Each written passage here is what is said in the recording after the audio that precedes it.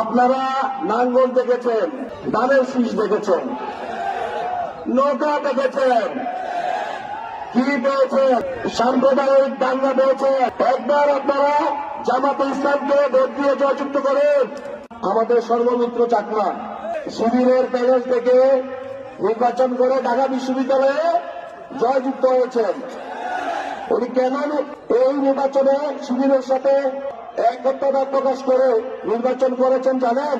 কারণ তার মনের সাথে, আত্মার সাথে মিলেছে।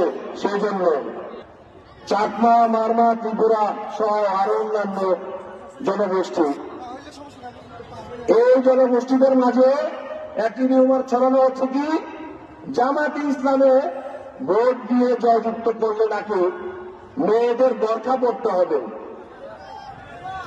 জামাতে ইসলামে নির্বাচনে জয়যুক্ত করলে পুরুষদের নাকি পাঞ্জাবি টুপি পড়তে হবে। আসলে কি এগুলো সত্য?